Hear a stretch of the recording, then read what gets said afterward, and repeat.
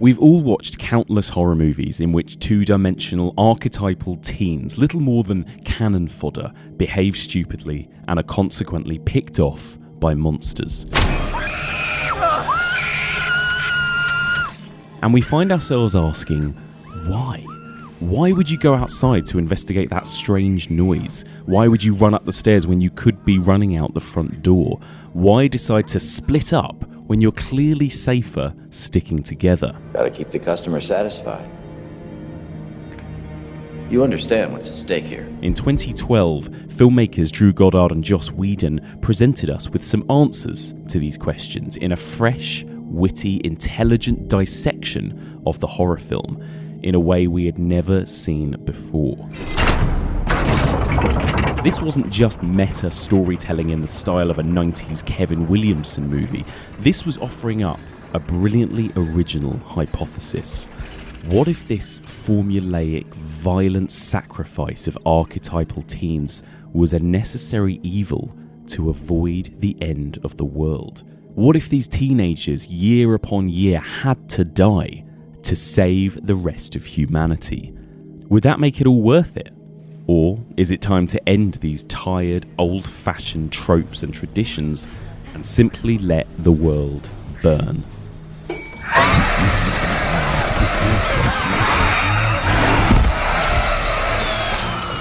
Join me as we continue exploring the evolution of the zombie movie, and we discuss Joss Whedon and Drew Goddard's The Cabin in the Woods.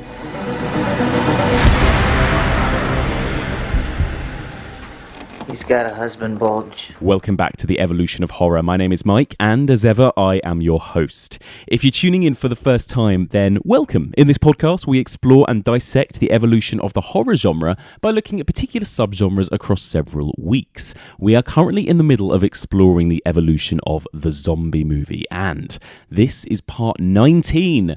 We are nearing the end. The end is nigh, and nothing says the end quite like The Cabin in the Woods, the horror movie to end all horror movies. So, as the intro suggested, we will be discussing this movie in depth, in spoilerific detail. If you haven't seen The Cabin in the Woods, oh my god, go and watch it immediately, please. It's incredible. You will not regret it. Okay, so much to discuss. Let's get straight into it. You're about to hear our in-depth discussion of The Cabin in the Woods. I was joined by two fantastic guests, both of which have already been on the podcast this series. Blogger for Outside of a Dream, Rob Watts, and host of the Brilliant Point Horror podcast, Don't Point That Horror at Me, Becky Darke. We sat down and tried our best to unpick this incredible movie. So here is our discussion of the brilliant The Cabin in the Woods. Rob Watts, welcome. Hello. Hello, how are you? Very well. Very glad to be back. Thank you very much for having me. And we're also joined by Becky Darke. Hello. Hello. This is nice, isn't it? Isn't it? Delightful. Oh, Cozy. guys. Yeah. Very cozy. It's going to be one proper chat, this. Oh my god, I'm so excited. I'm so excited. So we are right at the end of our zombie series, and we're talking all things Cabin in the Woods. Very, very exciting. But do you think that this... Am I stretching a bit by putting this in a zombie series, The Cabin in the Woods? I don't think you're stretching as much as some episodes. There are at least zombies in this film. There are. Well, not exactly zombies, but we'll get to that. Well, okay. Hitting the controversy just right off the bat. Straight away. I think it's a zombie film. The main antagonists in this movie are like killer redneck zombies. I mean, Yeah, a form of zombie. Yeah. That's all it needs. Exactly. All it needs. They're dead. They come out of the ground. Yeah. That'll do, basically. Sure. I think and that also, works. if we don't talk about it now, when are we going to talk about it? Yeah, right, because this film is like, where would you put it? It's just everything. It's I think everything. you could pop it into any series in much the same way as we are doing here. Yeah. But I think zombies is a good fit, yeah. Everybody ready? The show on the road! Doesn't even show up on the GPS. It's unworthy of global positioning. That's the whole point. Get off the grid, right?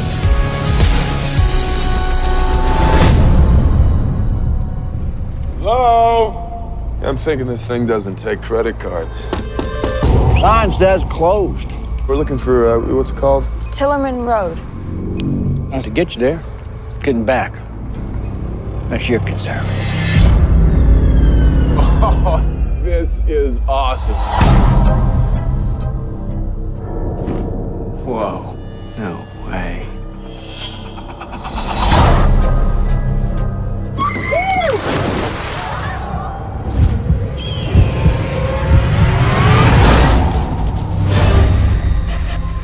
The lambs have passed through the gate. They are come to the killing floor. Get this party started! I seriously believe something weird is going on.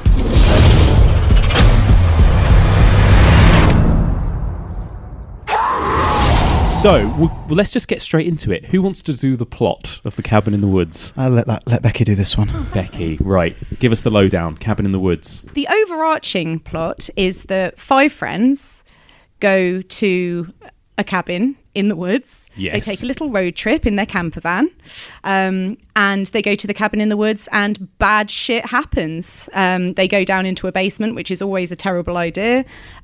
Zombies come out of the ground and they start chasing them. You know, this sounds a lot like many other horror films, Becky. you would think so, Rob, but This is not even rehearsed, this chat. It's brilliant.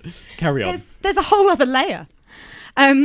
Because what we find out is that this is all orchestrated by people in a kind of control room, and there's this whole organization set up apparently around the world with different kind of factions in lots of different countries, because there are rituals that have to take place to feed the old gods, and if you don't succeed in the ritual sacrifice, the old gods will come back and destroy the world. And essentially this film looks at a lot of tropes from horror kind of cinema and literature throughout the ages to sort of, it's like a meta look at horror, but it's all kind of focused on these 5 friends in the cabin and the guys who are orchestrating their demise. Yes, it's like 2 halves, isn't it, all Yeah. the way through. It's amazing. I always feel tempted not to call this film meta to people, because I feel like people get put off now by the word meta. That is and a in some term, ways yeah. it feels, I'm like, I love this film, but it feels like so much more than just being yeah, that is meta in the true. way That that is like true. Scream movies or whatever are, because they don't talk about horror movies like, oh, this is just like from that horror film or anything like that. But you're right, it is meta, but in like a whole different way to anything we'd seen before. So true. It's very, very knowing, and Yeah. as horror fans, you can see everything. Oh. And you can see everything coming a mile off as well. Yes. I do wonder how much non-horror fans get from it. Well, interestingly, I was also reading a review, and somebody was saying, oh, this is not... It was a review that came out at the time, but they were saying, oh, it's not gone down well with horror fans because of how much it takes the piss out of horror. And I don't know how much this I don't person agree knew with what they that. were talking about, but I was thinking, no It doesn't way. take the piss. It's It loving it absolutely celebrates it, doesn't it? And it does laugh at it, but that's also great. I think Like, it was horror that can be point. laughed at. Yes, it was that point where we were celebrating horror. It had kind of hit sort of a kind of downturn, and it was saying, look, this is the state of horror films right now. Let's stir things up again and see what happens. I mean, I don't know to what extent it actually changed horror films afterwards, but... Well, I just remember thinking, when I watched it, I was like, no one can ever do this again now. That is the ultimate commentary on the horror genre. I felt like the horror movie to just like end all horror movies. I was like, that's it. Like, no one can say any more now. I mean, they cover everything in this. Yeah. Yeah, they do. It's incredible. What were your experiences like first watching this film? Like, did you watch it, and how much did you know about it? Like, did you know kind of what that final act was going to be, or were you just thinking you were going along to like a normal cabin movie? So I saw it at the cinema. Mm-hmm. I'm a massive Joss Whedon fan. So Yes. his name obviously was connected to this as, one of the co-writers. I mean, I was just, okay, it's a horror film. It's got him involved. I was just there. Yes. So yeah, I went to the cinema to see it with my friend Tom. And I knew enough about it in terms of the kind of tone and take that it was going to approach the genre from, but I definitely didn't know any of the details. And Yes. so there were so many like delightful surprises. Yes. And I had no idea that it was going to have the kind of like the sci-fi take on it, and Yeah. the I guess secondary storyline, that doesn't even feel right to say that, just like the other half of it with the guys in the control room orchestrating all the events. I had no idea that was going to take such a prominent place in the film, and so I mean I was laughing out loud all the way through it, and I also thought that it was sufficiently scary that I was kind of, you know, jumping in the right places and stuff. So yeah, I mean I knew enough, but it was still just such a delightful surprise. Yes. Rob, I don't know if you had this, but I went to see it and I was like, this is good. I'm really enjoying this. This is like a solid, it's fun, it's funny. Oh, good, it's scary. Oh, there's some good gore bits. Oh my God. And then suddenly like, oh my fucking God, this is the best thing I have ever seen. Yeah. When it got into the sort of final half hour and I saw it in the cinema and it was like cheering, laughing, applauding, you know, it's just amazing. That one moment you're like, I've seen all this, this is fine, this is good. Solid. Seen it. Yeah. Oh, okay. Yeah. I get it. yeah, I get it now. Perfect. And what's really clever about it is that it's not even, and we'll get into all this in more detail, but it's not even like a twist, really, because it feels like they play their hand from the start. Really early. Which is what's so clever about it. Like, it's not trying to do like a Shyamalan thing where it's like, oh, this is all part of something else. No, it doesn't save the reveal until the last act. It really peppers it all the way through, which is great because it feels like you're along for the ride. Totally. And it even makes, in some ways, it even makes those two guys in the whatever they are, like the lab facility, I think it's called. It feels more and more the more I watch it, like actually they are our protagonists. Absolutely. Really, like we're more aligned with them than we are with the kids. Well, they're the ones. I mean, at our age, we're not going off to the cabins in the wood anymore. Yes. I'm assuming. Maybe you are, Becky. I don't know. But like, I sit in an office. Becky, you look like the type that might go off to a cabin in the woods. So our main protagonists are the guys in the office. I feel like I've been sat in an office for the last like 10 years. Yes. That's me now. Yes. I'm office bants. Total office bants. Exactly. Like finding which is what it starts with, finding as much fun where you can. 100%. And I'm not. Yeah. Back when I first saw it, though, what was it, like 10 years ago, 8 years ago, whenever it was, I was much more of the kind of student mentality. Yep. You know, get pissed, find somewhere to have fun, etc. But I didn't see it at the cinema. I saw it whenever it moved to Netflix the first time. Oh, really? I think. Okay. Wow. And did you know much about it then? Were you by that aware? Point? Yeah, because I'm a big Joss Whedon fan as well. I love everything he'd done, and then this got delayed for so long. Yes. That I missed it at the cinema, and by the time it came on the TV or whatever, I was like, I know what to expect. To an extent, I didn't expect quite what we got, but it was. I mean, it just delivered on every front, really. So we're all fans of it then, by the sounds of it. Oh, totally. Huge. Yeah. It's amazing, right? It is I'm incredible. such a fan that I've insinuated myself upon this episode. I wasn't even supposed to be here today. Yeah, spoiler alert. This was meant to be just me and Rob. This was meant to be... And Becky was like, I'm sorry, what movie are you discussing? I'll see you there. I was just like screaming quotes at you over WhatsApp in capital letters. Let's start at the beginning. First of all, I want to ask you about Joss. Right, so obviously it's written by Joss Whedon. It's directed by Drew Goddard. He hasn't really done that much, Drew Goddard. I think he's recently directed... Bad Times of the El Royale that came out last year. I haven't watched that yet. Have either of you guys seen it yet? Apparently it's really good. None of us have seen it. It's not a horror film. But, you know, and none of it. Apparently it's brilliant. But I remember his name cropping up in episodes of Buffy and episodes of Lost. Okay, so he's worked with Joss before. I remember thinking whenever he directed or wrote episodes, they were good. Like, he was good. He was usually like the mark of some quality in like a lot of TV shows that he worked in. But obviously Joss Whedon is somebody a lot more well known. Like, for anyone who maybe doesn't know, let's just talk a bit about Joss Whedon and kind of what sort of stuff he did up until this point, because he's a bit different now, but like what was he sort of known for, I suppose? I think that both of these guys have given like so many fangirls and fanboys just multiple nerdgasms. Fangasms, yeah, totally. I mean, I definitely wouldn't use that word, but yeah, I know what you mean. I would, yeah. You know, Joss was the creator of Buffy the Vampire Slayer, the film, and then he developed the series, which launched in '97 and went through to 2003.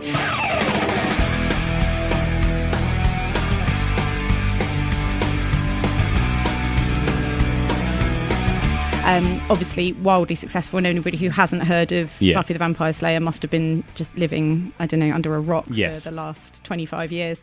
And then following that, he did Firefly, which was incredible series. One season and then cancelled, and then with a huge fan kind of uproar, they then financed Serenity, which was the movie which came out in 2005. Again, masterpiece. He's done Dr. Horrible's sing-along blog, Dollhouse, which I love. Dollhouse was, and again, like felt like it was watched by even less people than Firefly. His TV since, unfortunately, Angel, it never got the credit it deserved. Yes, 100% agree. So, I mean, Dollhouse made it to 2 seasons. Yeah. And in fact, Fran Kranz, who plays Marty in Cabin in the Woods, plays Topher in Dollhouse, and has one of the most heartbreaking character arcs I think that I've ever witnessed on TV. He reuses a lot of actors. Amy Acker is in Dollhouse and Angel and Cabin in the Woods as well, isn't she? That's right. And Tom Lenk, of course, who plays I think it's Ronald the intern. Basically does nothing in this. He's just in it because he's a Joss Whedon person. He's in it for people like us to go, oh, it's him! Yes, totally. And then obviously after all of that stuff, Buffy and Firefly and Dollhouse, Joss Whedon went on to do the Avengers. So he suddenly exploded into the Marvel universe. It's amazing. And this film, like just this like little film that he made in between all these things, it like had all kinds of problems. I think they filmed it in about 2009. It didn't come out till 2011, 2012. So I think it was made by MGM, and then MGM went under, so there were all kinds of problems with it, so it was delayed. But it's funny watching it now. I think by the time it came out in sort of 2012, I think it was here, Chris Hemsworth was already Thor by that point and stuff. But obviously he's in this quite young, isn't he? He's quite young. He's recognisable. Yeah. So there are moments you don't quite expect to happen to someone of his stature, I suppose. Exactly. Which is exciting too. Yes. And also like already kind of playing with the idea of him being this macho alpha male even then before he was Thor, which is quite funny. But absolutely.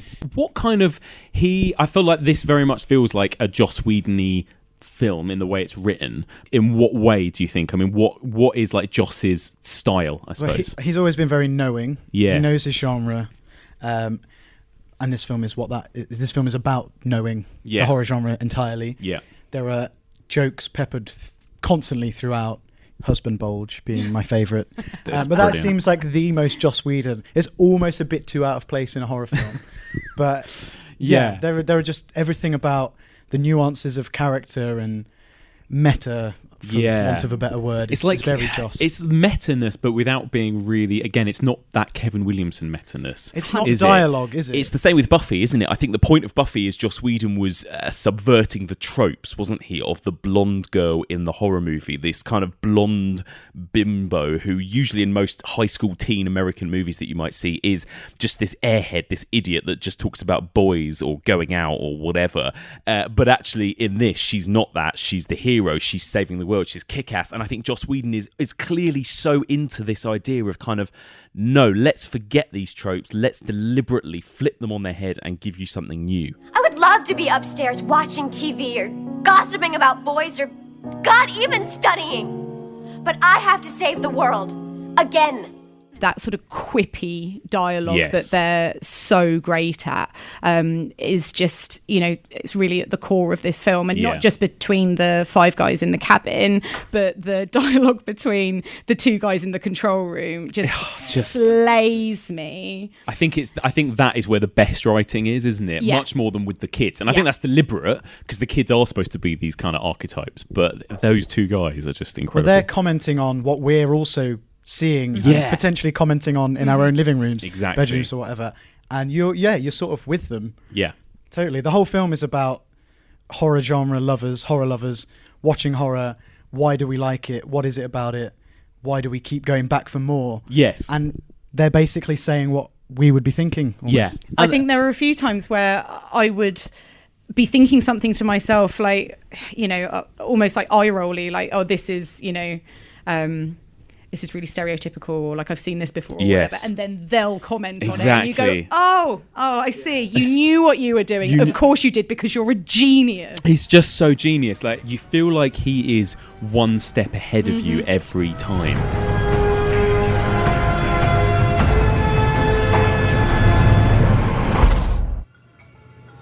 It's hormonal.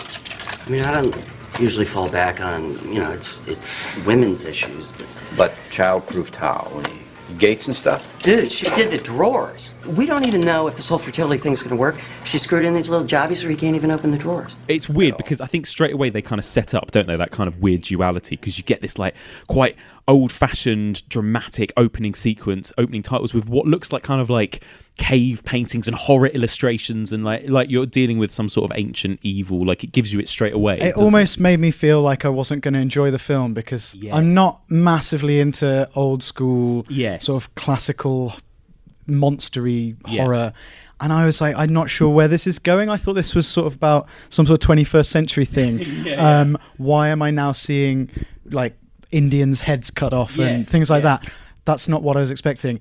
And then it kind of finishes the credits and you get the big red cabin in the woods. And which reminded me of Funny Games. It's like, okay, I sort of I already sort of get that we're going, this is what it's built on and this is what it now is. Yes, exactly. Which then the whole film does. You're right that it's setting up so early that, that dichotomy between, all the cave paintings and the fire. And as Rob says, that sort of old god kind of, old religion, ancient evil. And then bang, you're in this like really sterile office work environment that, we're actually pretty familiar with if you do a job like we do. Then, the massive, sort of the first essentially jump scare of the film is the title card like slamming up on the screen. It's a proper jump scare. It really is. Like, it gets you because you're just suddenly like, what's going on here? You're trying to follow this conversation of these guys that you've just been dropped into the middle of, and then boom, cabin in the woods. And it's like, I've not seen a cabin We're not yet. looking at a cabin. It's hilarious because it feels like it's out of place or something.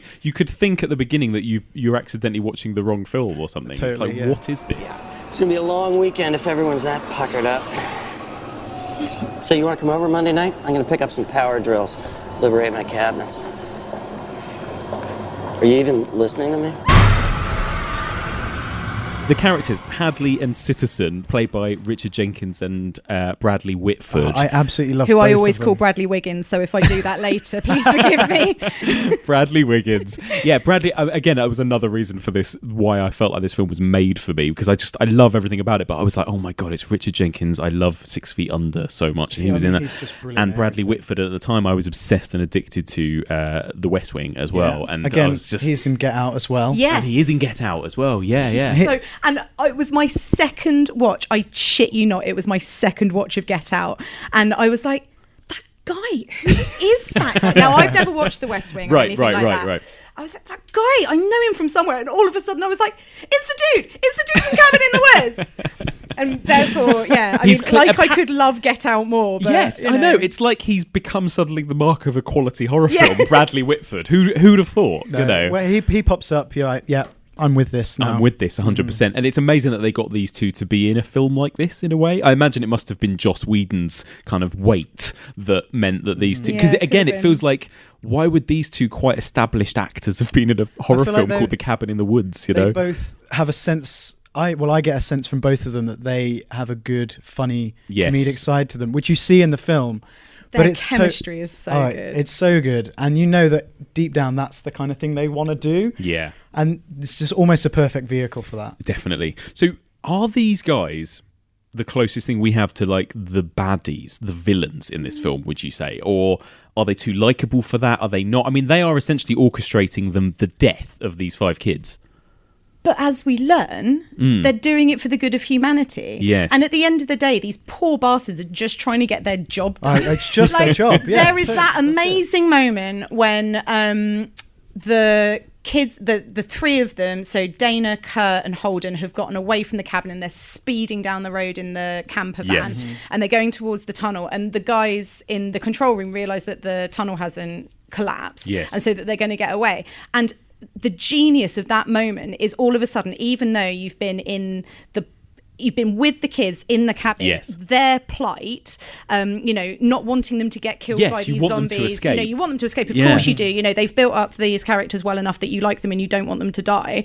But all of a sudden, the genius of that moment is you realise, oh shit, I'm on these guys' side all of a sudden. And it's so true. You're watching him like run, like make a hole, like running out, along the corridor, and he gets down there and he's like, he's got the wires and he's trying to get the tunnel to collapse, and you suddenly realise, oh shit, I'm rooting for these guys it's now. way I don't more understand tense. what's happening. The office setting is way more tense than them trying to get through a cave. Cave. Yeah, you're so right. And I think it's partly because I think deliberately so, like we said, the writing of these characters is better than the writing of the kids' characters. I don't know. I wouldn't say better. I would say, well, the writing is good consistently, but we're told. I think we're directed to like the guys in the office. Yes. I guess just more three-dimensional and more nuanced. I mean, than the kids, which again is also like you say, totally deliberate. No cell phone reception, no traffic cameras. Go someplace for one goddamn weekend when it can't globally position my ass, man. This is the whole issue. Is society crumbling, Marty? No, society is binding, right? It's filling in the cracks with concrete. Everything's filed or recorded or blogged, right? Chips in our kids' heads so they won't get lost. Society needs to crumble. We're all just too chicken shit to let it. I've missed your rant. So then we meet our 5 kids. So what do you think of these guys, these 5 characters, these 5 performers as well? They are traditional genre characters. We've got the jock, the whore. Yes, I we're believe this is the word quoting they here. call them. That's not a word coming from Rob. I would never use such language. The athlete. Not the jock. No. Yeah, so it's the scholar, the whore, the virgin, the fool, and the athlete. Okay. These are the 5 archetypes that they have to fill. And from the very beginning, you sort of feel like, they fit those archetypes. The stoner turns up with his coffee cup, which doubles up as a bomb. Amazing. Very clever. Amazing. Hero. How in love with Marty are you in this film? I both want to be him and want to be with him. I knew it. He is everything to me. Would you take him over Chris Hemsworth? Any day of the week. Any day of the week. I mean, he's also very horror literate as well. Yeah. So he's the smartest, which we'll get to, the smartest guy in the film as well. Because he's the fool. Exactly. Who, Rob, would you be if you had to? If you were forced into one of these archetypes, the scholar, the whore, the virgin, the fool, or the athlete, which one would you be? Which box would you be put into? Are you asking me which I'd like to be, or which horror films? I think dictate? if you were being controlled by a higher power, which one would you end up being? Do you think? Would you snog a wolf's head? I'm not sexy enough to be the whore, unfortunately. I definitely couldn't do it. We have to keep using the word whore, but we are doing this in a knowing way. Honestly, I wouldn't be able to pull that off. Those jean shorts are pretty small. Yeah, I shouldn't have worn those to do the podcast record. Really, I think you'd be you're a very fit man, Rob. I think you'd be the athlete. The athlete? No, I'd definitely just be the geek guy. The scholar. Yeah, the one who thinks he's going to get laid, but then doesn't because everything breaks out. And Becky, what about you? I'd 100% be Marty. Yeah, you'd be the fool. Yeah, I would. The fool. I'd be the one that turns up stoned. Everybody would massively underestimate me, but I'm such a conspiracy But actually, you're theorist figuring out every single one of them. Yeah. Puppeteers. Sussing them all out. And Mike, you'd obviously have to be the virgin. Yeah, I was going to be more kind and say that you're the guys in the office. Oh, thanks. I'd be the guy driving it all. Yeah, okay. Just like you do with this podcast. Yeah, okay, fine. Anyway, let's continue. Do these actors do a good job, do you think, in general? Like, again, it's these kind of horror movies about a bunch of teens going to the woods. They're not always known for their performances, and they're sort of three-dimensional characters and characteristics and that kind of thing. How do you think these guys do as a group? The thing is about this is, we've said, okay, fine, so they meet their archetypes. So we've got, the classic jock, the classic whore, yes, the classic nerd, etc. But the whole point is that actually they are orchestrated to become more that as the movie goes on. It's so fucking clever because the first time we see them, right, none of them are those They're not archetypes. That bad. No. So fair enough. Jules has just dyed her hair blonde, so she's like the dumb blonde. And like Chris Hemsworth, I think Kurt, thank you. Kurt comes in and, he has that brilliant exchange with Jules, his girlfriend, where he's like, where did you get these books? Who told you about these? And she's like, I learned it from you. And it's this whole kind of, like little fun role play. Yeah, super ironic. Pretending to be that she's like this dumb woman and he's like this big alpha male and stuff. Yeah. And then actually he goes over to the bookshelf and, pulls out a book to recommend it to Dana and stuff. And it turns out he's on like a full academic scholarship and Jules is pre-med. Like, it's amazing. They're all very, very clever. They're super clever. It's so clever. They're all actually a really nice, clever bunch of people. They're like right? if we went to the cabin in the woods. It's almost like it could be about us. Yeah, I would say so. But, so one of the things that Joss Whedon said about the writing of the film was that the thing that him and Drew Goddard didn't like was these stupid kids in the middle of nowhere making stupid decisions. And what they've done is create these 5 characters who are making stupid decisions, but we find out why they're making these stupid decisions. They're making them because, her blonde hair dye was treated and so it's like seeped in through her scalp, it's or so clever. They all decide to stick together when they're trying to barricade the cabin against the zombies, and then they release these chemicals to make him stop and think and say, no, we should split up, we can cover more ground that way. And the genius thing about it is, we're watching it as horror fans, and to be honest, I would slightly argue that you don't have to be a diehard horror fan, because I think these tropes are so well known very that you could come in as somebody who knows anything, who's ever seen like one horror film, and you could come in and go, okay, well, they're always going to make stupid decisions, they're always going to go upstairs when they should be running out the front door, they're always going to split up when they should stick together, etc. And the fact that these kids making these stupid decisions is all part of the larger orchestrated plan, because they need to die, because the old gods need to be fed, makes me want to die because it's genius. It's just so genius. Hey, I'm kind of seeing this girl, but you're way blonder than she is. But I was thinking, maybe... What is this? What are these? What are you doing with these? Okay, I get it. I'll leave the No. books. Who gave you these? Who taught you about these? I learned it from you, okay? I learned it from watching you! Okay, seriously, Professor Bennett covers this whole book and his lectures. You should read this. Gorofsky. Now, this is way more interesting. Also, Bennett doesn't know it by heart, so he'll think you're insightful. And you have no pants. Oh! They come and they go to that. There's that classic moment that we see in millions of horror films where they go to the gas station and they see what they call the Harbinger. Mordecai. He and is again, fantastic it's as just well. genius the way they subvert that and like make it this kind of like slightly tense moment with all the characters, and then it descends into that hilarious set piece where he's on the phone and he's on loudspeaker. And all He's of keeping that. the character going. Don't take this lightly, boy. It wasn't all by your numbers. The fool nearly derailed the invocation with his insolence. The Ancient Ones see everything, and they will not be... I'm still on speakerphone, aren't I? Oh my God, Mordecai! I can't believe it did it again. Morty? What happens next? Like, it is like workplace bants. Like, they've got this guy who, like, obviously they just think is like this hilarious kind of figure of fun. Yeah. He takes himself so seriously. seriously. And they're just, back at the control room with him on speakerphone, just cracking up at all of this stuff about, the ancient evil and the old gods must have their sacrifice. But also, what he's telling us exactly what we need to know. Yeah. They lay out from the start what this is. We start with cave paintings of old evil gods and hell and fire, and everything is told from the beginning. Even that journey when they drive to the cabin and that bird like flies into that force field thing. That was one of my first moments of holy shit. What the fuck am I watching? This is not what I thought it was going to be, because all of a sudden it's a sci-fi film. Yes. Because you've got that like huge hexagonal the force field, the shield. Yeah. Just what? But it's interesting because then it sets up the whole Chris Hemsworth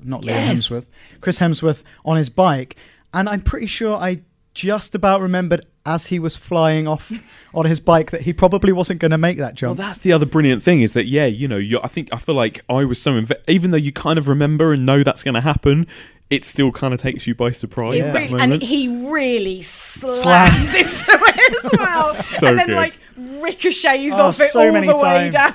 So good. So then they arrive at this cabin, this classic, I think it looks almost identical to the Evil Dead, isn't it? And even in the way it's shot, and they have those kind of like low angles as they walk into the cabin, you'd expect that kind of like bench banging like in the original Evil Dead almost, wouldn't you? Like, like so similar to it. I want to ask you at this point, like, what do you think of it as because we've talked about how clever it is and how funny it is, but just as a horror film, like, is this a scary horror film?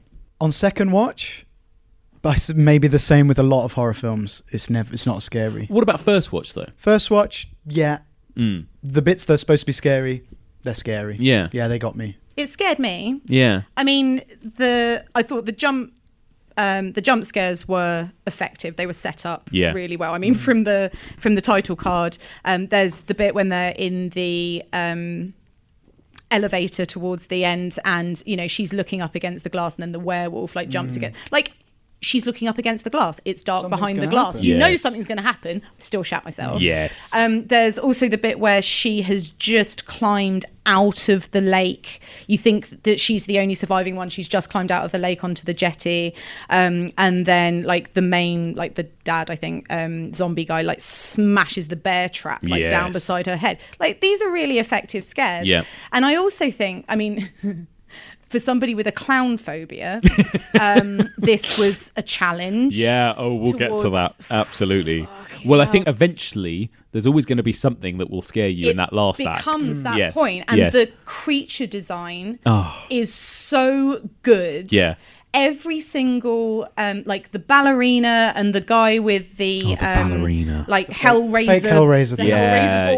Yeah. Non-brand pinhead. Yes. Yes. You know, and even like the like robot thing with all of yellow, the like buzzsaw things. Yes. You know, for me that's pretty terrifying. Yeah, it's so strong, and it's exactly like you say, Mike. If anyone who has got that one thing that shits them up, you're pretty much guaranteed to find that. Yeah, For me, it was the clown. Yeah, but, you know. Yeah. So it's interesting because but what about before that? I mean, I suppose there are a couple of jump scares, and we'll get to this when we get to because the bulk of the movie is before all that happens, and you know the zombie family and all of that kind of thing, and this cabin in this woods. Does any of that sort of work for you? I guess it depends on what scares you. Really, it it's kind depends of what scares you.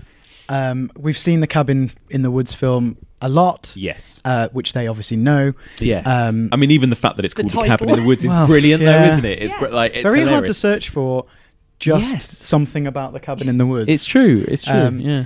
But yes, I think the cabin is a scary place. It's been set up as a scary place. The banging, once they finally do release the zombie redneck torture family, whatever they are called, and we'll come to that in a minute.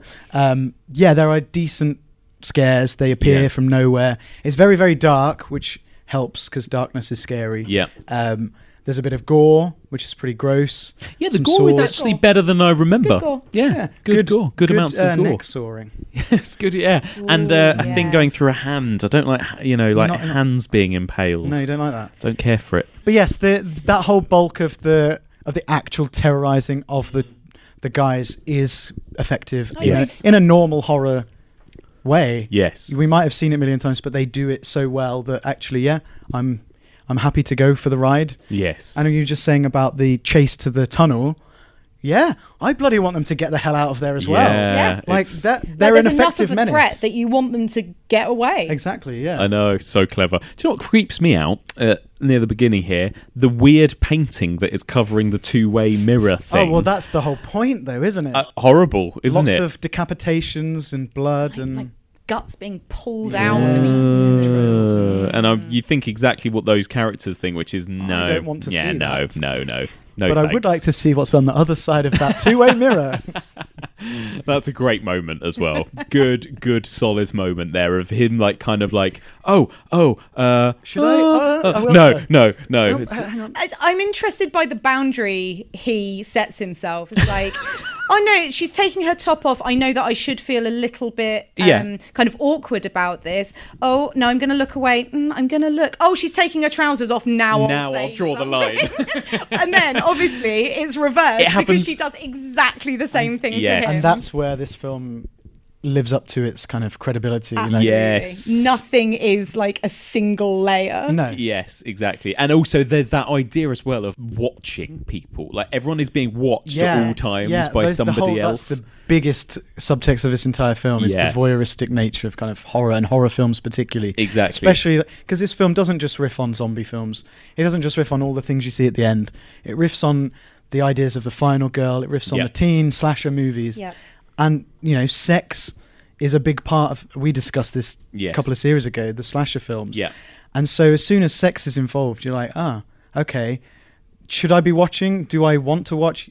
You know, what's going to happen now that people are naked? Because from what I gather, they usually die. Not gonna go well. Exactly. Well, let's talk about that while we're talking about doing it. Drugs and go off on their own. Indeed. We'll come back, but let's talk about that while we're talking about this. Like where the first victim dies, who is, what's her name? Jules. Blonde girl. Jules.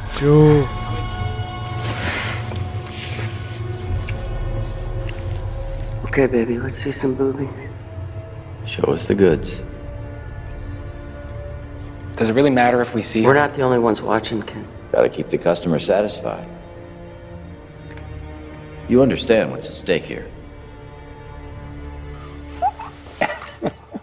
So just to set the scene, it's like your standard slasher movie moment where you've got the girl and guy stumble out drunk into the woods, they're making out, they're gonna have sex, and clearly they're gonna die. And it's giving us that kind of generic horror movie scene, except we're seeing it from a whole new perspective. We're seeing it from the perspective of the two men, i.e. Bradley Whitford and Richard Jenkins, i.e. Joss Whedon and Drew Goddard, who are controlling it and making it as over the top as possible so that the gods, i.e. us, can enjoy it even more and give us what we're after. So yeah, you've got, you know, them making sure that she gets her kit off and them having sex, and then make sure the moonlight is bright and there's pheromone gases, and they sort of set the scene perfectly for this violent death to happen, just as it always should do in every horror movie.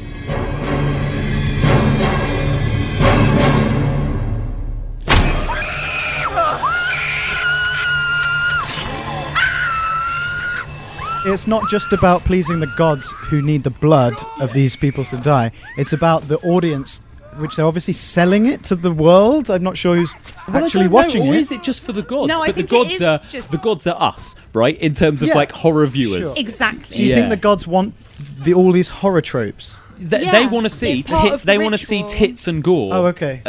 Basically, don't they? Yeah, I suppose so. Yeah, and it's because a sexy scene. I think it's Amy Acker's character later who says, actually, I've said that. I'm not even sure it is. Somebody says, you know, it's different in each culture. Yes. What they need to provide. Yes. But the whole part of the American culture, you know, the part of the American branch is that it essentially boils down to this American style cabin in the woods Hollywood movie. So in that you need to have the tits and the sex and the teenagers drinking and doing drugs and going off on their own, whereas in the incredible the Japanese one. Kyoto. My God, that is for me that's almost the best scene of the. I think it probably is. And also, I was thinking to myself, wouldn't it have been brilliant if they'd made a series of films, all Cabin in the Woods universe, where they had done one for each country? Because there's that moment when they look at the monitors and they see Germany and Sweden, and I was like, imagine if we got to see all of those different horror movies, see a British one, see an Australian, it would have been amazing. So are you saying there are old gods underneath every country? Because because all the other countries fail. Yes, and that's why there's so much pressure on the American. But they only need one lot of gods to be appeased. Okay. Yes. So that's where I was getting a bit confused.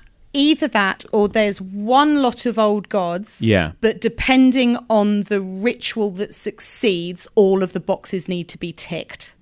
Okay. Yes. Does that make sense? Yes. That's right. Okay. Yeah, that's true. I suppose because in the Japanese one, for example, they might not necessarily need the whore.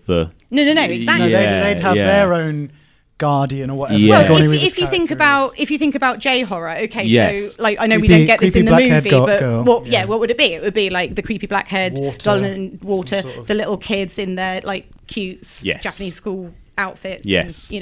And, It's true, and they said, didn't they? They were like, oh, there weren't even any deaths in the end from the Japanese war, and it's like again, because it's not about one that Japanese fatality. horror. Yeah, not one fatality again, because J horror isn't that though, is it? It's not like a body count type horror. That's the thing. No, I It's wonder amazing. what the outcome they were looking for in Japan was, because ultimately we just see the little girls all doing like a ring of roses around they turn her into the happy little frog. I know. Kiki will now live on as the happy and Richard little Jenkins frog. going, "Fuck you, Fuck you, fuck you, fuck you."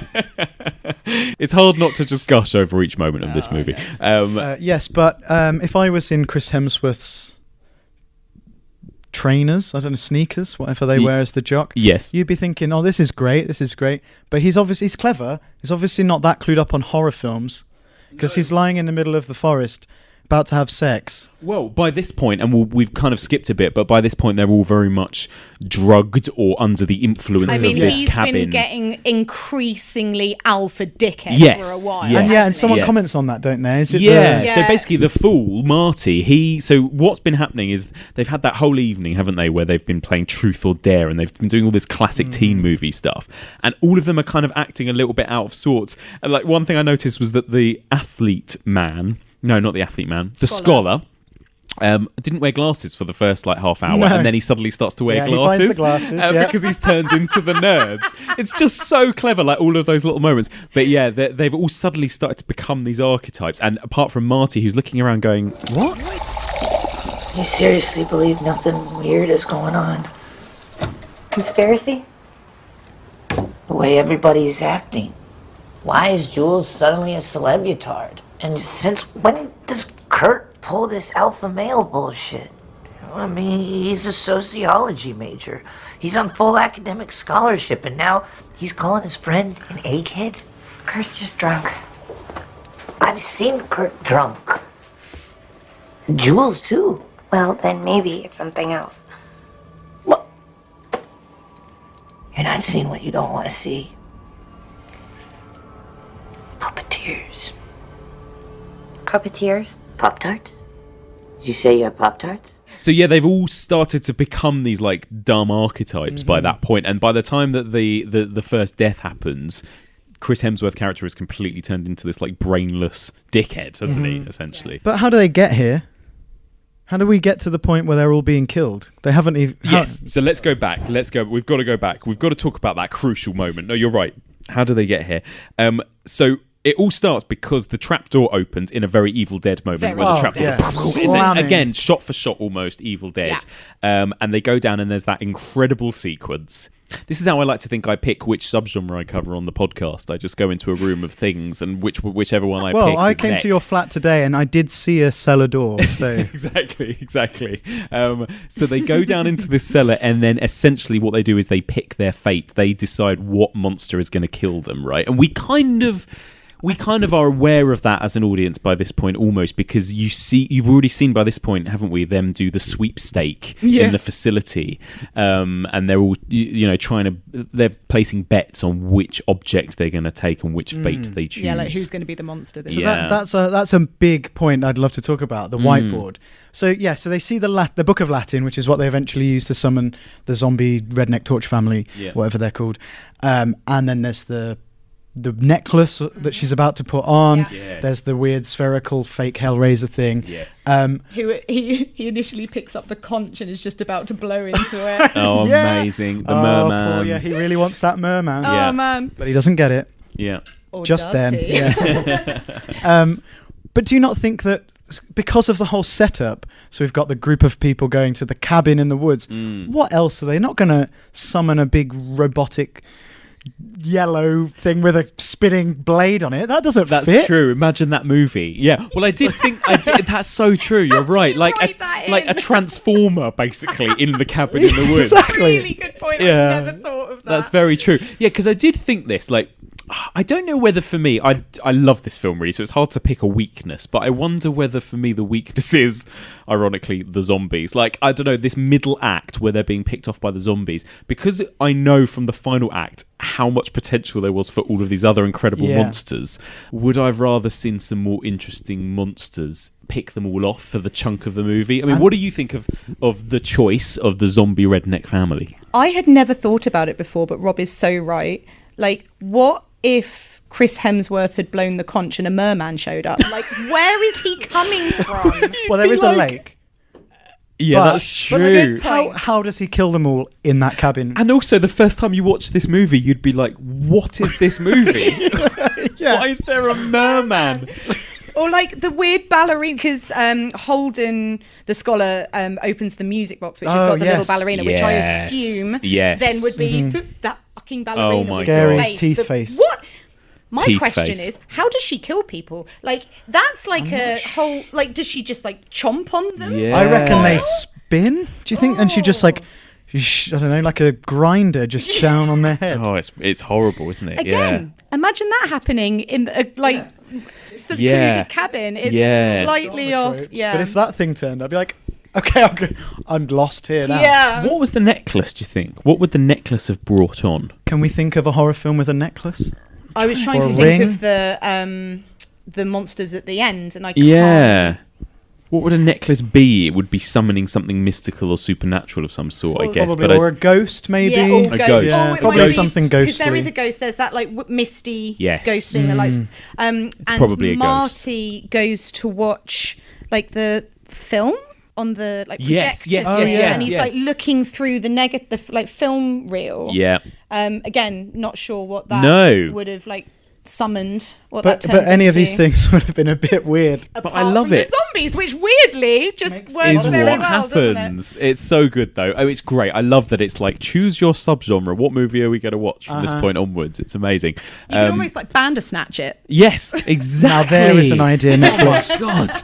This film has got so many legs. Oh my God. The amount that you could make based on this movie. And yet nothing happened in real life as a result of this film. Almost nothing happened. I'm so glad that there's never been a sequel though to this movie as well, or anything like that. That it's just it's standalone. It's perfect. But yeah.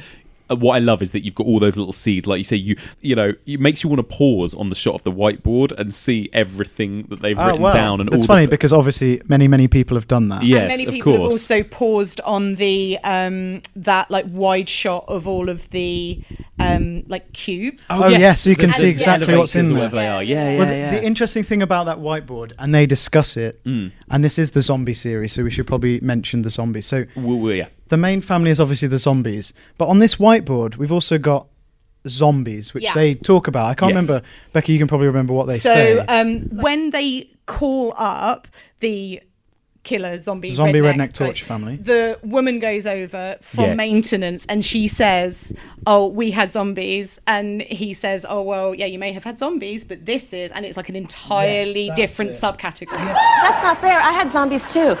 Yes, you did. Yes, you had zombies. But this is zombie redneck torture family, see? They're entirely separate species. It's like the difference between an elephant and an elephant seal. So there's them, there's the zombies, but there's also, and this would be interesting because you've spoken about the Evil Dead already and whether or not that's a zombie thing. There are Deadites on that board. Interesting. There's a story department have them. There's also the Reanimated.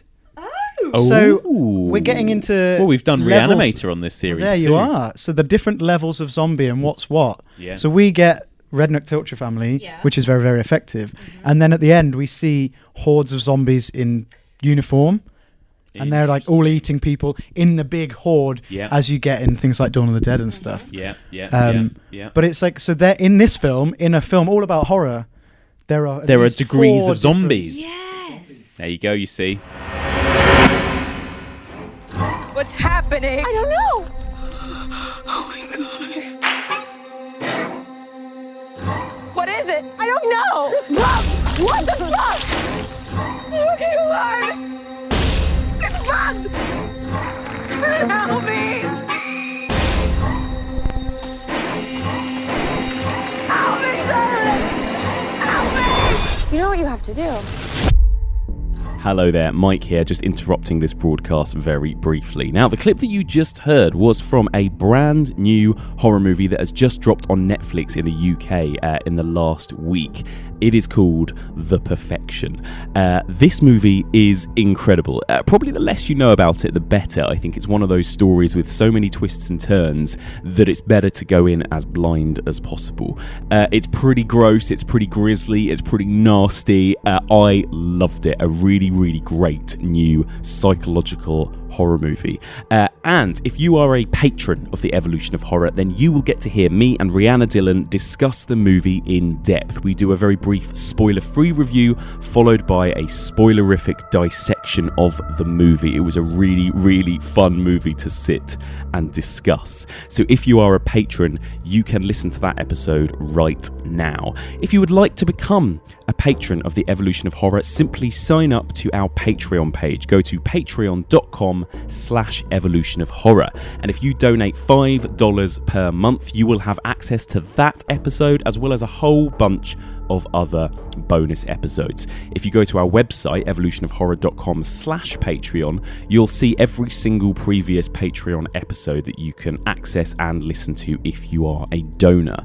Not only that, you will also get discounts to Evolution of Horror merchandise. Now, there are still some t-shirts still available. Certain sizes in certain designs have now sold out. But if you want to grab your Evolution of Horror t-shirt, there is still a chance. So again, please go to evolutionofhorror.com/shop in order to pick up your t-shirt. We now ship anywhere in the world, so even if you're international, you can still order your t-shirt. And one more time, if you are a patron, if you are a Patreon subscriber, you will get a 15% discount on the t-shirt. You will also be sent an Evolution of Horror sticker, and you'll get a little shout out as a thank you on a future episode. Which reminds me, I've now got to thank a couple of new donors who pledged $5 in the last week. So a big thank you to Samantha Levick and Robert Dad. Hugely grateful to those guys for their generous donation. And one more time, if you want to become a patron of the Evolution of Horror and support us and help defray the costs of making the podcast, as well as get access to all of these bonus treats, simply go to patreon.com/Evolution of Horror and sign up now. That's patreon.com/Evolution of Horror. Okay, let's return to our discussion of The Cabin in the Woods. So there you go. So she reads from this diary and we get our zombie redneck family. We've talked about them briefly already. We've talked about zombies for about 25 weeks. How do these zombies compare to your traditional zombies? It depends what you mean when you say traditional zombies. I guess Romero zombies is what I mean by traditional zombies. Yeah, not the white zombie from 1932 or something, but yeah. I think they definitely have a level of cognition. They're able to throw around weapons, including bear traps. They wield tools. They're not as a family, they're not en masse just trying to eat brains. They're actually cognizant that they want to kill people, and there also seems to be the impression that you get from the diary is there seems to have been a certain level of evil and wrongness before they even die. Oh yeah. So such as the little girl cuts her arm off and stuff, and eat of the flesh. And it's all a very effed up backstory. There's a bit of it feels more like in a way they are slasher killers than zombies. Like they feel like something Texas Chainsaw. Texas Chainsaw or Jason Voorhees coming out of the lake and killing kids. Well, I mean, there's the scene where that even happens. Exactly. Yeah. So it's more than just zombies. That brings up another question I had. So, and I'm not sure if you've spoken much about this, but can zombies swim or float? In Dead Set, they can't swim because she gets stuck in the jacuzzi. Well, I don't know. Well, yeah, Zombie versus Shark, they can swim underwater in the Fulci zombie movies. Okay, yeah, because in this they sort of just stand in the lake and then get out of the lake. Yes. So they don't just drown. No, don't need air, I suppose. Don't need oxygen. No, I guess not. No. But there's something to do with decomposing corpses and the gases that they produce. So if there's a if there's a dead body in water, it'll be down there for like 4 to 7 days, depending on the size of the body and how much gas they produce as they start to decompose. Science lesson. And then they will, when bodies often get discovered when they have been dumped underwater, is when the gases fill them and they float to the surface. Oh my God. Terrifying that you know this. I listen to a lot of true crime podcasts. Do you think that normally... I watch a lot of forensic files. Normally a zombie that's... Someone who has died and been dumped in a lake would only become a zombie when, after a few days, when they floated to the surface. I'm just saying that maybe zombies are very good at swimming because they have extra buoyancy. Oh, interesting. I don't like, and by this I mean I like, the one of them has a bear trap. It's a great weapon. Oh, it's really upsetting. I don't know how that works as a weapon. I don't know the mechanism that means that he can throw it at somebody. No, the physics behind it. I don't understand that, but I love it. I think he has to be very careful that when he throws it, it lands very flat, so something catches the middle of the bear trap. Goes in the gap. Grabs the back. But then... It reminds me of something out of like Battle Royale or Kill Bill or something. It's a great, proper gory horror weapon, that one. Although not as effective as you'd think, because he gets the geek dude when he's in the other part of the cellar. Yes. And he still manages to get away. True. Yes. True. Yeah. I'm pretty sure I'd be on the floor after being... Yeah, well, there you go. Yeah. And this family are supposed to have, they say, don't they, like 100% efficiency rating or something, like 100% sort of, fatality. And they're still chasing most of them. Yes, exactly. Exactly. But these kids are smart. And like, I love it because there are moments when, like you said earlier, like their true selves come out, like they're like, no, let's stay together, and then they keep being like gassed and forced into these kind of ridiculous like idiot character archetypes kind of thing. We gotta play it safe. No matter what happens, we have to stay together.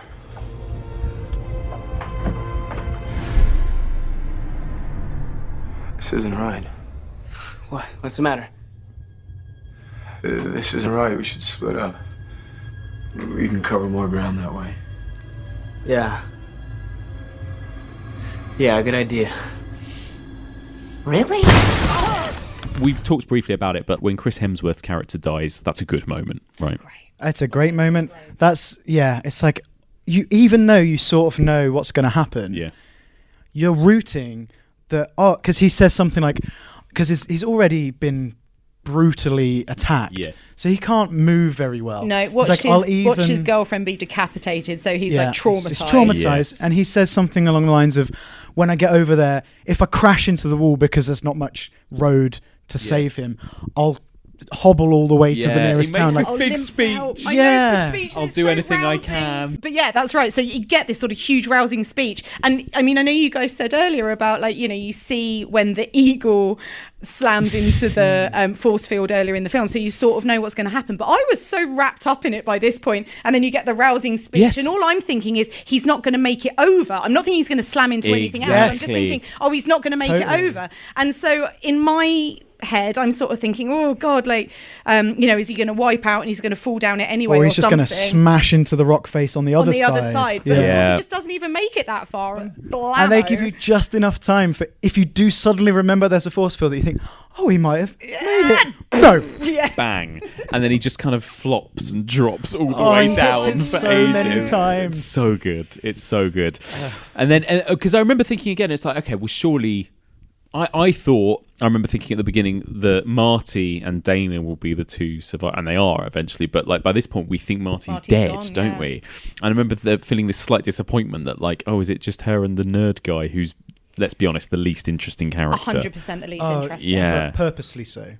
Probably purposely so. I hope so, because that's the point. The nerd's always a bit of a... And actually, even though he lasts a bit longer than a couple of the others, he still probably has actually less screen time than some of the others. I was, and again, this is Joss Whedon and Drew Goddard, so I know that, when sometimes you feel stuff about movies and you're like, I really don't like him, and then you think, oh wait, I'm not supposed to like him. That's on purpose. That's deliberate. Yeah. And so they're in the they're in the van and he's like looking at her and he's like, don't freak out on me now. I need you to hold it together. Yes. Come on, like you can't kind of lose it. I need you. And I'm like, dude, shut up. Like, leave her alone. Who even are you? Just in time for him Just to... enough. He's just annoying enough so that when that thing comes through his throat, I'm like, I'm not that sad about It's it. any time the film is verging on being cheesy or sentimental, it like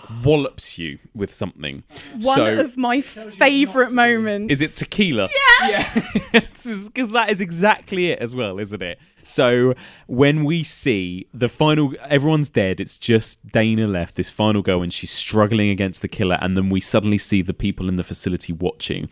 And Bradley Whitford has this moment where you think, oh, he's going to show a little bit of humanity here. And he's like, it's actually kind of tragic, you know, this girl, and she's a victim and everything she's been through. And this rousing music starts. And then he suddenly looks around and he goes, tequila!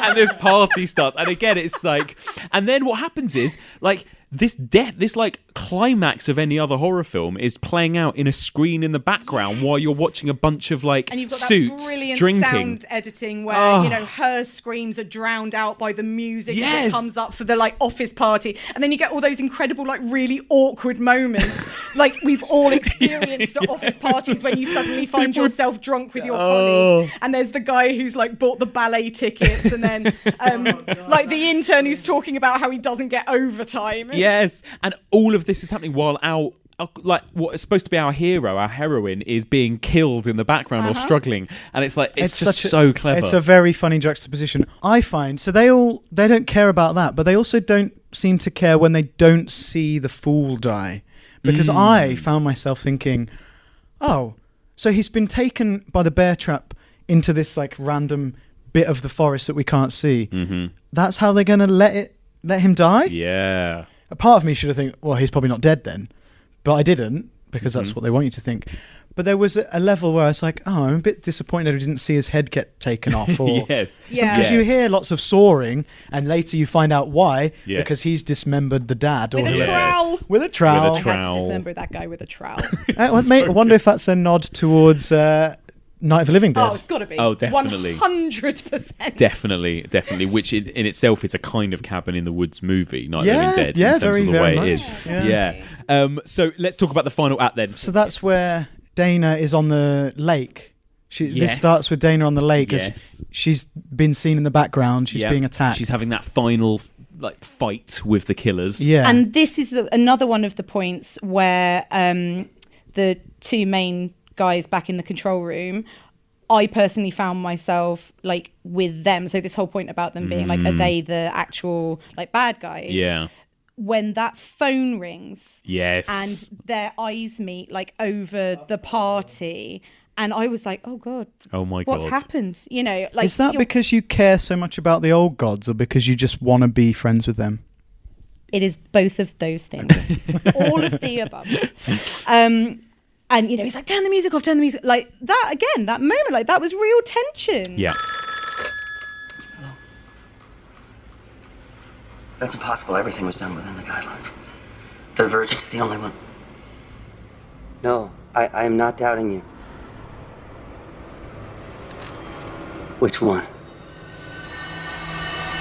Which one? Yeah. And it's like, oh, shit. Who's still alive? Oh, my God. Because earlier on, they talk about there's the scene on the sofa where someone says something about her being a virgin, and she's like, well, actually, I have definitely had sex, or something. Well, she says, and again, I think this is something to do with the orchestrating their behaviour. Yes, it is. Because she says to, like, her and Holden are making out on the sofa, and she goes like, oh no, wait, I've never, and then she like stops herself and goes, well, not never. Yeah, no, it's totally that. It is the, I'm a virgin. No, I'm actually not a virgin, but I'm a virgin. And it's the same when he, now that he's got glasses and is the scholar, starts to read Latin, and he's like, I haven't actually studied Latin in years, you know, and it is like all of those little lines. It's just so good. Can I do a quick Buffy reference? Please do. So when they're down in the cellar and Marty says, no, like I'm drawing a line in the sand here. You can't read the Latin. Yes. For me, that was a massive callback to Buffy when Xander's got the books open and him and Giles are looking for something. And Xander says, oh, well, you can't just say like blah, blah, blah. Libraris Incende or something like that. And the book bursts into flames. And Giles says, Xander, please don't read Latin in front of the books. Yes, exactly. Basically, anything Joss Whedon has written, if there is Latin to be spoken aloud, don't speak it aloud. It's so good. It's brilliant. But by the time they go, oh, which one is it? I'm like, well, it's quite clearly the Virgin because she's still alive in the background. Yeah. But it's not, because then they go and say it doesn't matter. Yeah, exactly. She didn't have to die, so there has to be another character that's still alive. But that is really brutal, actually, because he says she doesn't have to die as long as she's last and as long as she suffers. Totally. And that's the thing. It's got a real mean streak sort of just Yeah. beneath the surface, Big which is time. brilliant. And I remember thinking, I don't know if you thought this, but I remember thinking at this point in the film, this can't be it. It's only been going on for about an hour, hasn't it? And we've only got one character left, and the final girl is having like the final showdown. So, like, what the fuck is going to happen now? Yeah, and then obviously that moment when the phone rings, it's like, okay, good, it's not over. Something is happening. Something's It's gonna gone wrong. be so good, so good. But yeah, so then we get that incredible sequence. We've talked about it briefly, but they go down into this. They go down this. They find the basement. They go down into this like this sort of glass elevator, Also, and then initiative. Sorry, I'm just totally Buffy the elevator. Initiative. It Yeah. is the fact that it absolutely doesn't have any controls in there. Is Initiative the thing that in the third series? the thing that everyone hated. It's Yeah. the fourth series. Yeah. Sorry, fourth series. Yeah, the series fourth I didn't watch. Riley. The one where it's a big government kind of facility. Yeah, it was my least favourite. Yeah, this almost feels like an apology for the Initiative. It's like, this is the better version. Here's a better organisation. Yeah, it's true, it is. But yeah, they go down, and then this is just, again, it's like a horror fan's wet dream moment, isn't it? Like, it feels like it's like this museum of horror monsters that we Totally. see as this So glass elevator wonderful. kind of goes through all these. It's just, and again, it's that moment of like, I want to see more of that one and that one and that one, isn't it? Oh god. Any favourites out of the ones we see? My favourite is the circular saw head Hellraiser person, because Yeah, me too. he's just so calm, but you know that he can absolutely wreck your life. I dare, and your body, I and- dare say he looks cooler than actual Hellraiser. Oh, he looks better than Pinhead. yeah. Fucking cool. He could just be a different Cenobite. Yeah.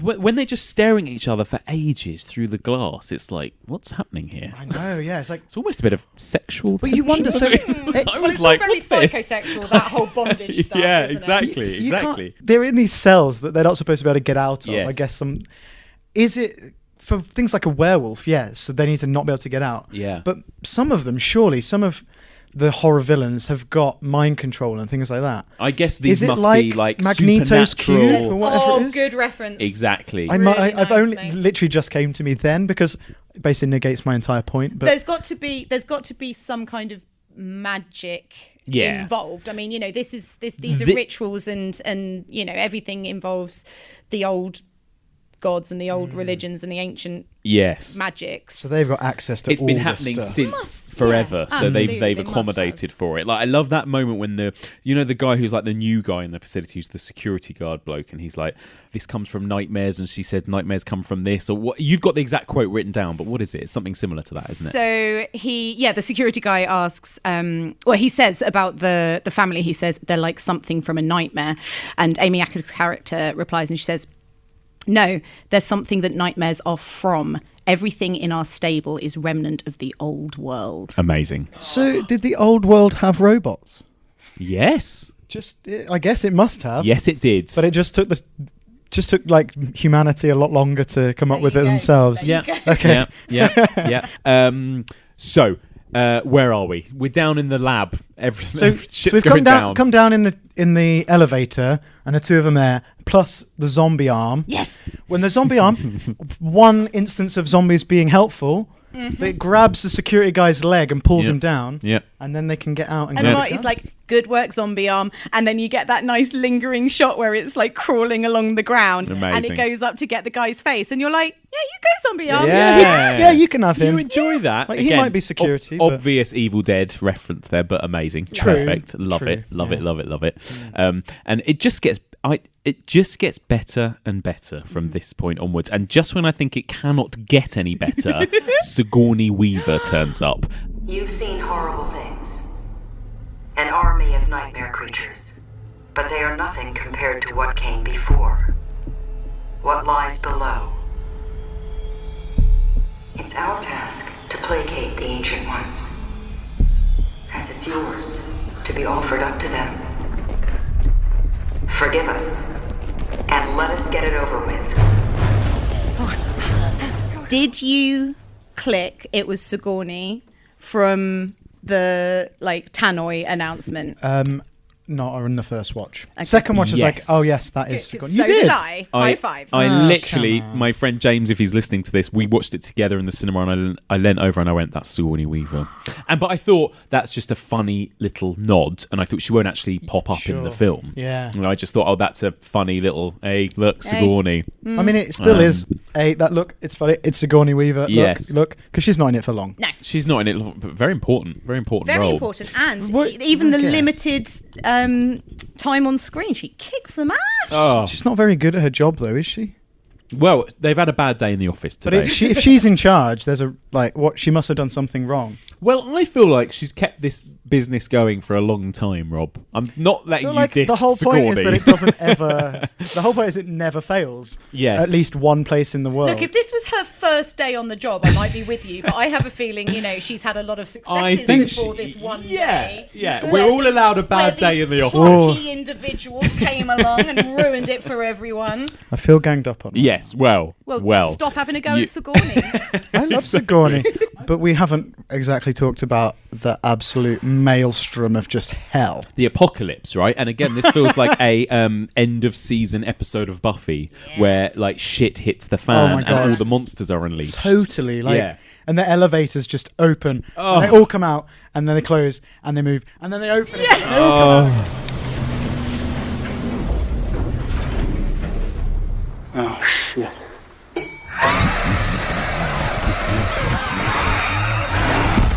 There's a giant bat, and there's the robot guy with the like saws, and there's a massive snake, and the werewolf, and then all the zombies come out, and What about the creepy people that look like from The Strangers Yes, with those white Strangers. masks? Oh, yeah, totally creepy. And then on the monitors, you see there's like a couple of other sort of classic like killer people. So Yes. there's one where there's a guy like suffocating somebody with a plastic bag. And there's another one where he's just like chasing him around with a like cleaver or something. Yes, I yeah. think. There's Don't like forget- slashers. Don't forget the unicorn. The unicorn. The killer unicorn. Beautiful, Not something I absolutely would've- beautiful. I've never come across a unicorn in a horror film. But No.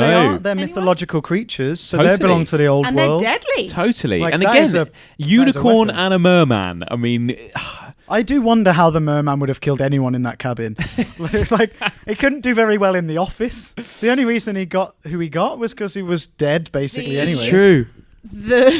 The moment when the merman, so you've got all the guys and they come in and they attack the security guard, and then the security guard lets off the grenade, and then that throws Bradley Wiggins, I know that's not his name, backwards onto the console, and he like falls down, and then the smoke clears and you see this merman dragging his way towards Bradley Wiggins so and slowly.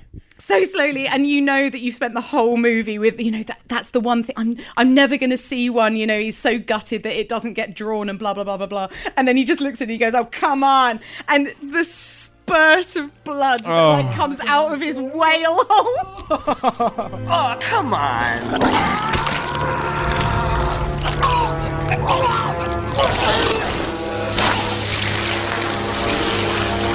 I wonder how long they spent on like all of the individual creature designs and stuff. It's just amazing. So I read something, and I don't have a head for numbers, so this isn't going to be necessarily accurate, but I read something about they had, let's say for argument's sake, 70 people working on creature design. Yeah.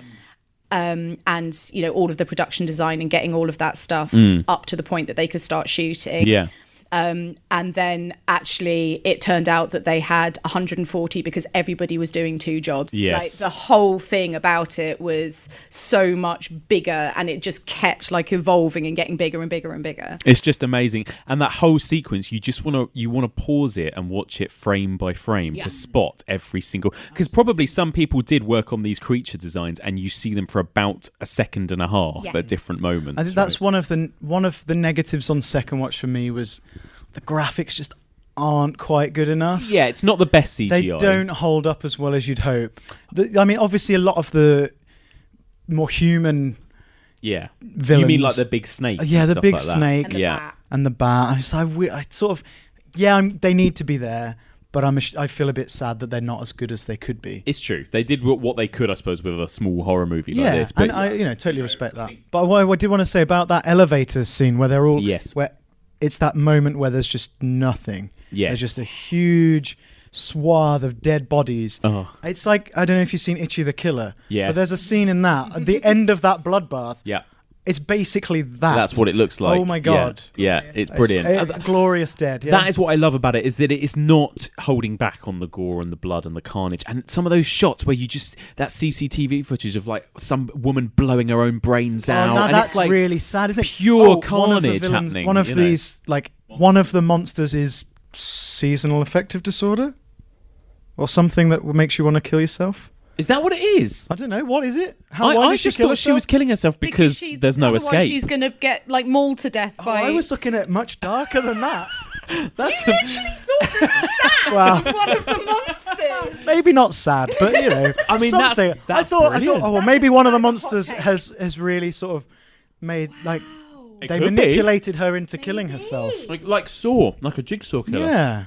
I probably overlooked the obvious there. I like it. I like it. You've gone deep there. But I like that it just gives you all of these images, and some of them are hilarious, some of them are really disturbing, and it just hits you with all of them. So fast, and one of them is the zombie doctors at the door. Yeah. And that one guy's trying to go through the door, and he immediately just gets grabbed and taken by the horde. Yeah. And that's your one zombie reference right there. And we get the clown, as we mentioned at the very beginning of this chat. You must have hated that episode where Xander gets chased by a clown. One of the dreams. So all of their dreams. That was a scary episode. Yeah, that was really scary. And this was it's the laughter. Yeah. And him like coming. You get that horrible point of view shot from like the victim and him just like coming towards the camera. Yeah. Like with the clown laughter. That is about as close to my literal nightmares as it can get. And I was honestly sat in the cinema the first time, and I was like hands over eyes, like how is it possible to put your hands over your eyes and your hands over your ears at the same time, like when you can't cover enough of your face? Yes.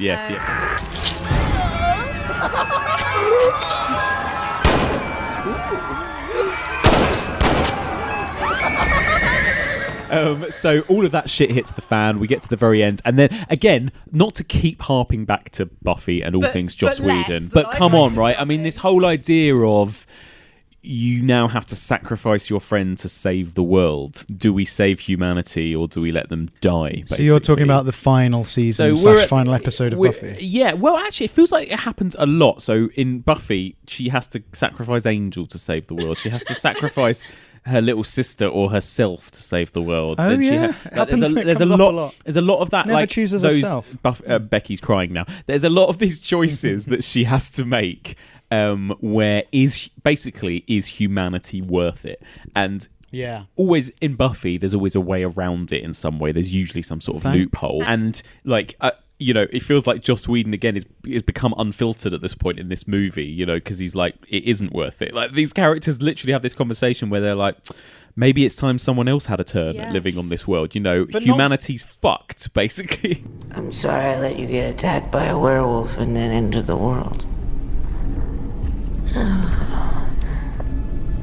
You were right. Humanity.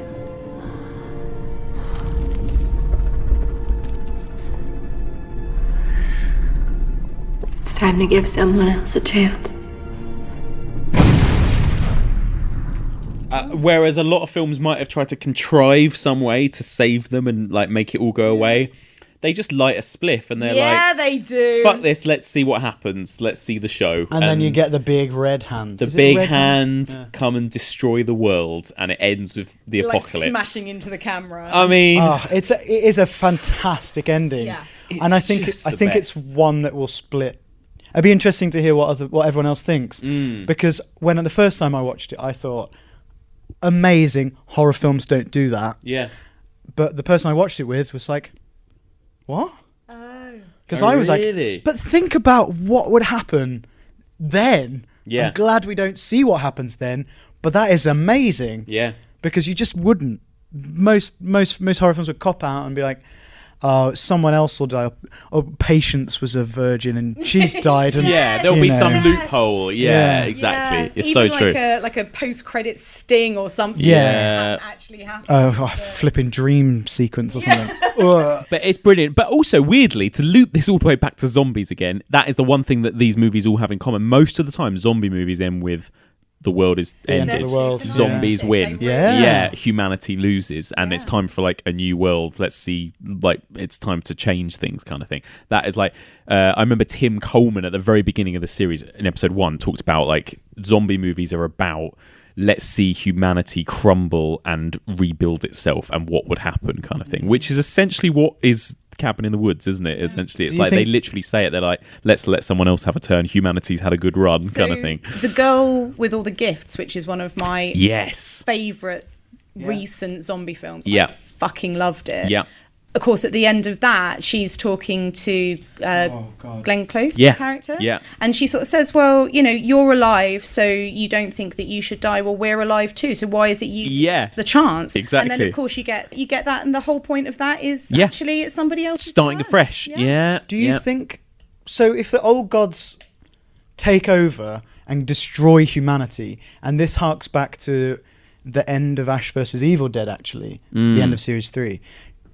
Is there any humanity left to start again? We don't know, I suppose. Like, and that's what's cool, because everyone can think about what the world becomes. Yeah. Do the gods take over? Like, is it like Prometheus? Yeah. I don't know. But this is why, in some ways, it is also like a bit of a fuck you to the horror genre as well, because it's like, fuck these rules. They're shit. Like, let's crush them and never do this again, almost. And it does almost feel like after you've watched The Cabin in the Woods, I remember thinking this a little bit with Scream. Like, after you've seen Scream, you can't watch another conventional slasher movie anymore because they've called out all of the like rules and kind of tropes. And it's the same with this in a way. It's like you can never watch another group of kids, although weirdly I remember about 6 months later the Evil Dead remake came out with a bunch of kids turning up in a cabin again.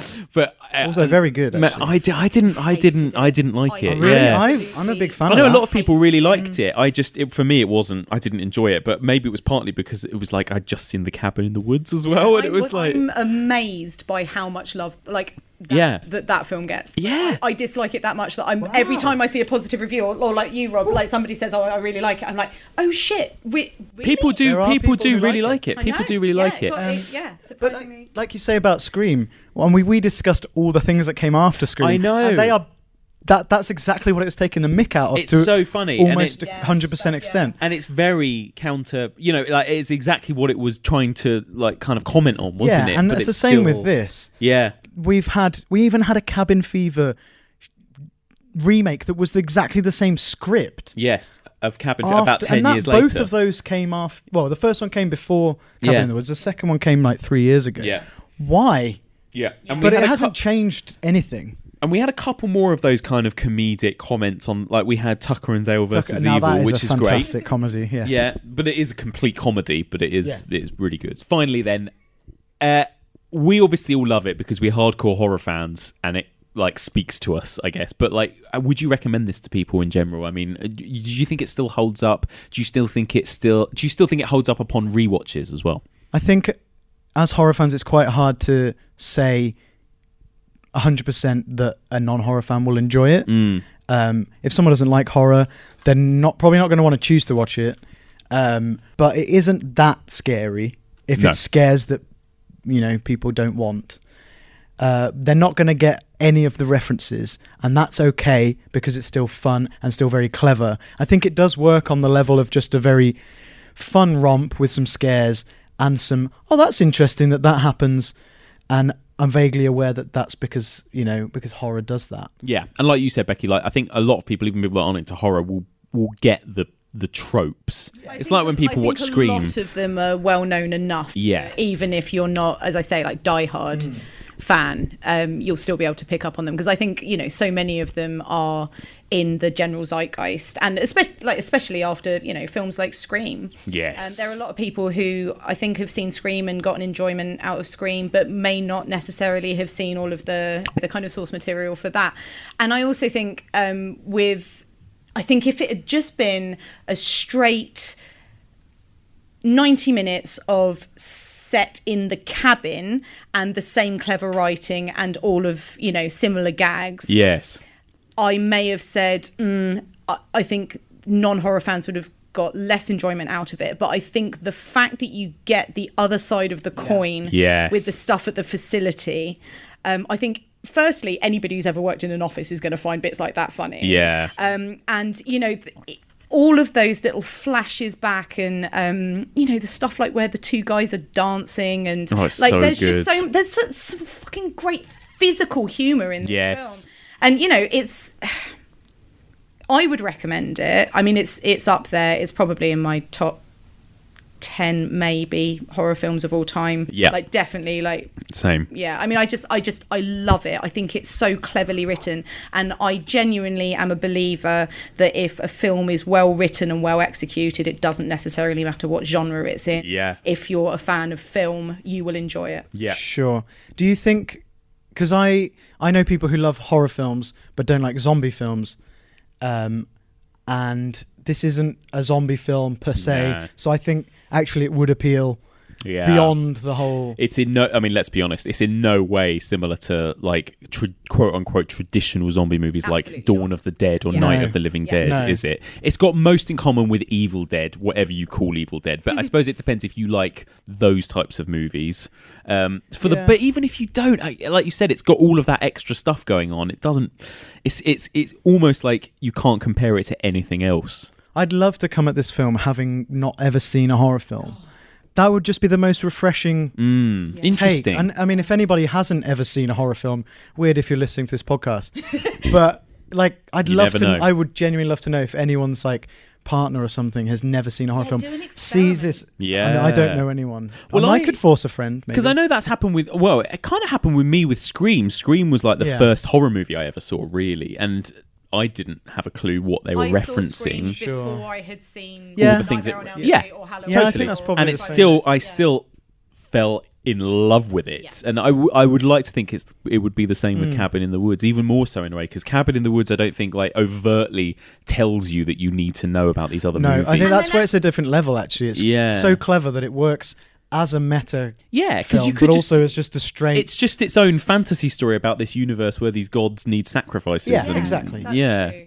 And also, I got this with Scream, and I think you would get it with this film as well if you hadn't seen a lot of the kind of source stuff. You then get that fun stuff when you go and watch the original film. So good. All of a sudden, all this stuff clicks into place for you. And like, and then you go back and watch it, and my god, so good, completely, so good.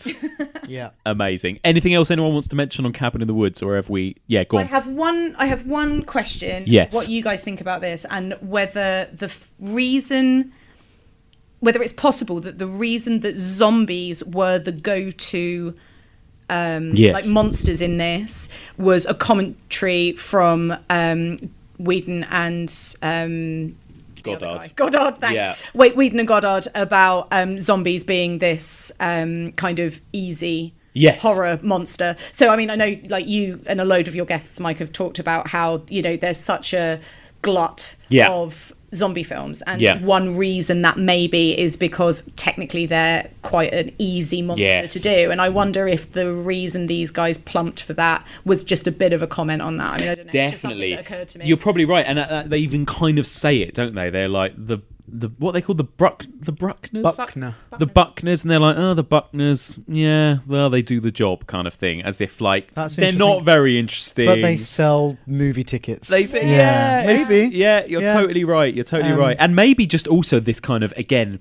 anti-establishment, you know, all zombie films, you know, as we've talked about for weeks now, or in some way, because they're always these monsters that you get en masse, and it's not so much about the monster itself, it's about the fact that there are lots of them, are always in some way about humans or society or people like blindly following government rules. And again, this movie feels like that. It's like this like old tradition and bureaucracy, and then it kind of blows all that out of the water at the end and kind of says fuck you to establishment and stuff. Do you think it's also trying to say that horror film viewers, or especially mainstream horror film viewers, are like zombies and will just watch whatever they're given? Definitely. Yeah. And again, it's that same thing, like going back to that scene where the blonde is killed and gets her boobs out and then it's murdered, and that reaction that all of the people have, where it's kind of like, we've seen this all before, but we'll watch it because, you know, this is what we do. Yeah. It's like, it makes all of us horror fans reckon with ourselves as well, I think. That's the thing. The audience demands. Yeah. I mean, the last thing I will just say is husband bulge. We will have husband bulges for this film. It does feel that safe way. to say. Even Becky. Even more so.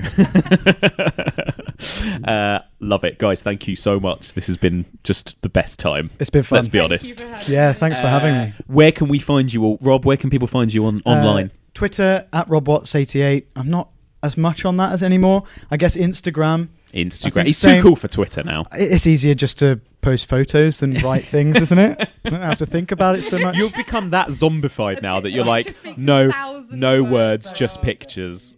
Yes, same details there. My blog is Outside of a Dream at wordpress.com. The most recent thing on there is what I wrote for the podcast website. Nice. So do check out. Very good it was too. Thank you very much. Lovely. About Mike Flanagan. I loved it. Such a good read. Looking forward to what he's got coming up. Very and reading excited. all the other stuff on there. Brilliant. And Becky, what about you? Everybody will be delighted to hear that I'm back on Twitter. Yes. It's happened, everybody. Thrilling people with content such as, look at my beer, it looks like a lemon meringue pie. I did like that one. Yeah. If you want that kind of stuff all up in your eyeballs, I am Bunny Darke at on Twitter, and I'm on Letterboxd as well, and I think I'm Becky Darke on Letterboxd. It's fine, do a little search, you'll find me. Do a little search. I'm all over the place. And your podcast as well, your Point Horror podcast. What have you got? Where can people find that, first of all, and also what have you got coming up next on that?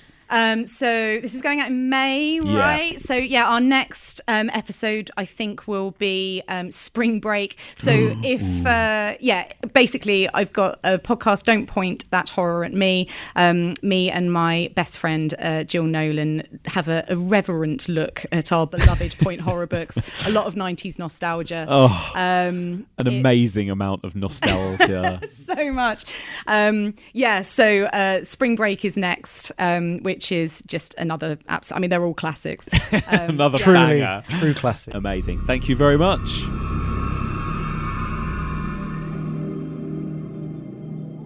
And that's it for this week. Thank you so much for listening, and a big thank you to my brilliant guests, Rob Watts and Becky Darke. You know, that was actually quite a difficult movie to discuss in a lot of ways, because I think when you love a movie that much, it's hard not to just lose all reason and logic and just kind of gush over it for the entire episode. So I hope we didn't do that too much. I hope we had a little bit of interesting stuff to say there. But we'd love to hear from you guys. Send us your feedback. What did you think of this episode? And what do you think of The Cabin in the Woods? Do you love it as much as Becky and Rob and I do? Or do you think it's a little bit flawed? Please do get in touch. The email address is evolutionofhorror@gmail.com. You can find us on Twitter, on Facebook, on Letterboxd, and on Instagram. And if you want to discuss the movie and discuss the podcast with fellow listeners, you can join the discussion group. That's the Evolution of Horror discussion group, and that can be found on Facebook. If you want to become a patron of the Evolution of Horror, donate $5 a month to support us making the podcast and get access to regular bonus episodes, like our Perfection episode, which dropped this week, and discounts on merchandise such as Evolution of Horror t-shirts, simply go to patreon.com/Evolution of Horror and sign up now. You can find all previous episodes and seasons of this podcast on our website. Simply go to evolutionofhorror.com. That's where you can find every single episode. You can find information about me, about the co-hosts, and you can find our blog section in which we have regular written pieces by listeners and contributors of the podcast. You can find this podcast on all major podcast platforms, including iTunes, Acast, Libsyn, Podbean, Stitcher, and various others. If you get a chance, please do subscribe to us. Please do rate and review us. Tell your friends about us, tweet about us, spread the love, spread the word, help us get discovered by new listeners. So, next week, well, as you know, the zombie subgenre is possibly one of the most prolific of all horror subgenres, so it's impossible to cover everything, at least everything in depth. So next week is our chance to kind of mop up a few of the movies that we haven't yet covered. So next week I'm going to be joined by my good friend and regular co-host Brad Hanson, and we will be bringing you a zombie also-rans, or also shuffles, if you like. That term was coined by Brad. I promised him I'd use it. Zombie also shuffles next week. We are going to be recommending 10-ish, maybe more like 20, other zombie titles from the last 30, 40, 50 years that are also available. So loads of stuff to cover. None of them will be spoilery reviews. They'll all be spoiler-free recommendations, and we'll tell you where you can find all of them. Can't wait. Join us next week for all of this and more on the Evolution of Horror.